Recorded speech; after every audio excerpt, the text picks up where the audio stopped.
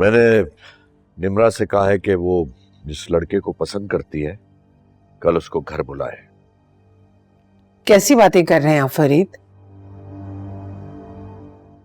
वो लड़का हमारे स्टैंडर्ड का नहीं है और ना ही हमें उसके फैमिली बैकग्राउंड का पता है।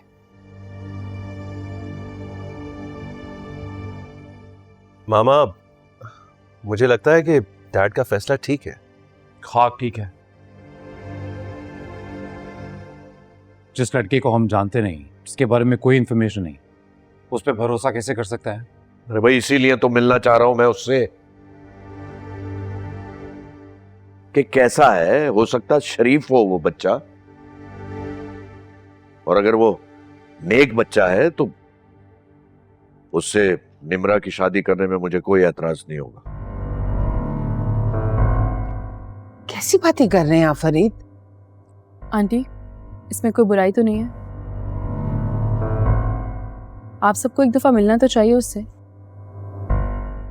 और वैसे भी आंटी, ये स्टेटस के चक्कर से ना कभी कभी बाहर आकर भी देखिए, अच्छे लोग भी हैं दुनिया में। ये हमारी फैमिली का मसला है। तुमसे मशवरा नहीं मांगा है, तुम बीच में ना ही कूदो तो ज्यादा अच्छा है। अरमीन, तुम खामोश रहो, ये मेरा फैसला है।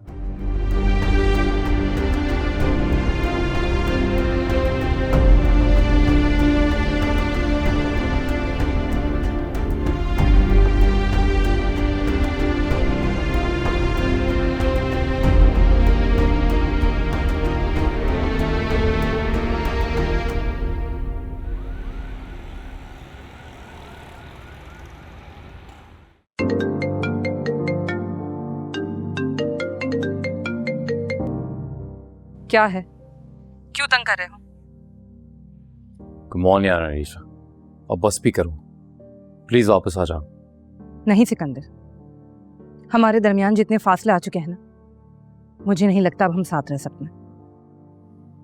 तो ये फासले भी तो तुम्हारी वजह से ही आए हैं ना, खत्म कर दो। कम ऑन यार, तुम मेरी क्राइम पार्टनर हो और अच्छे बुरे में साथ दिया है तुमने, and I can't miss you, so just come back। और अनुषे, वो क्या है तुम्हारे लिए? वो ना कोई थी और ना कोई है, कोई ताल्लुक नहीं है मेरा उससे, वरना दोबारा नहीं कहूंगा ये मैं। अरे तुम्हारे साथ ताल्लुक है यार, तुम हो मेरी बीवी, तुम अजीब। अब प्लीज बस करो और वापस आ जाओ। इनफैक्ट मैं ना कल तुम्हें लेने के लिए आ रहा हूं, सो तैयार रहना।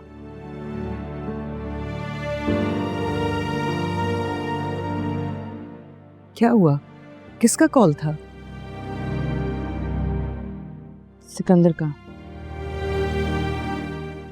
कह रहा था कल लेने आएगा, तैयार रहना।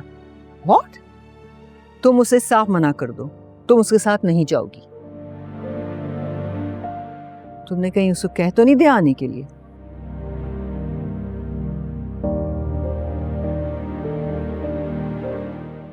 मामा, मुझे लगता है वो सच कह रहा है। मुझसे कई बार माफी मांग चुका है।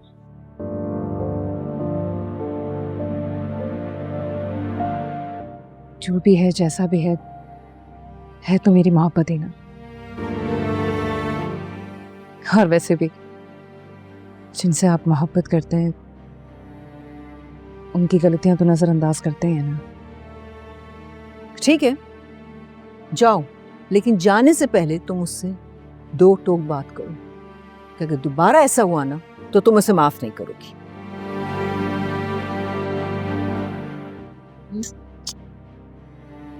चलो, बहुत देर होगी, आते हैं।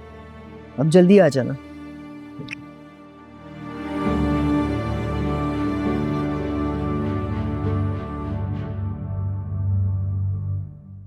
कुछ ना कुछ करना होगा। मैं निम्रा की शादी उस लड़के से नहीं होने दूंगी।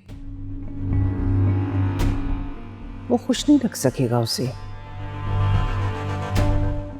कल वो आ रहा है, अगर किसी तरीके से भी फरीद और हमजा घर पर ना हो तो मैं किसी तरह भी इस मामले को संभाल लूंगी।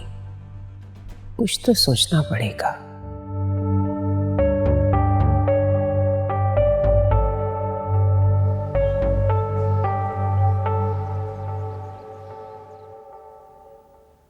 कब तक आएंगे आप लोग? हम लोग जल्दी वापस आ जाएंगे। हाँ, मैं भी यही कहने वाली थी कि जल्दी आ जाएगा, क्योंकि दोपहर तक तो वो लोग भी आ जाएंगे।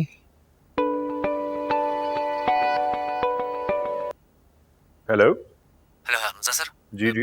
वो गोदाम में आग लग गई है। क्या? कैसे? ज्यादा नुकसान तो नहीं हुआ?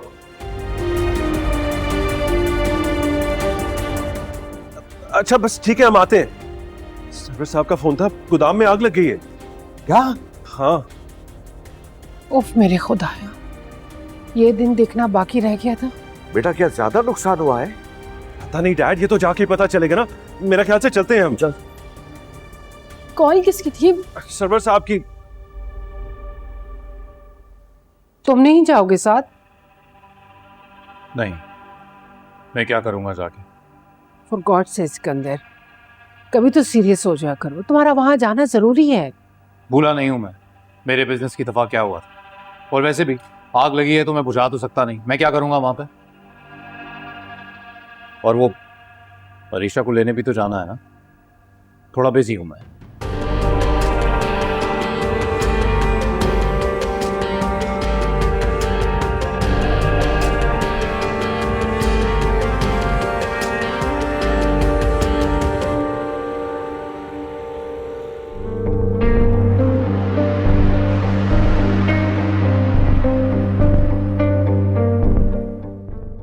जो मैंने आपसे कहा है वो आपको करना होगा।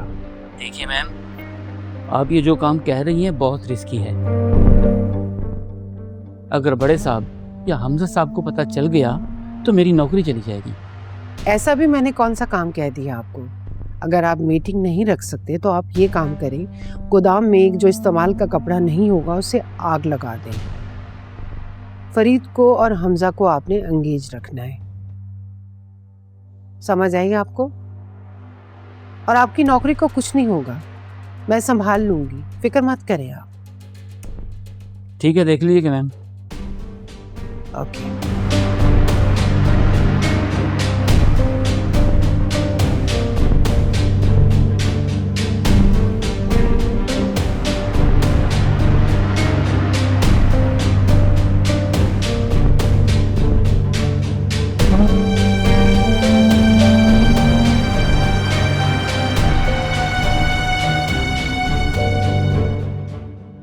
ज्यादा नुकसान का अंदेशा तो नहीं है?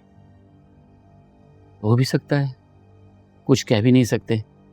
मैं तो आग लगवा कर निकल आया था। कैमरे थे वहां पर? जी नहीं।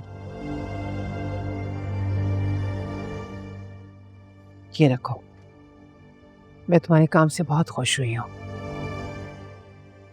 देखिए मैम, ये सब कुछ मैंने आपके कहने पर किया है।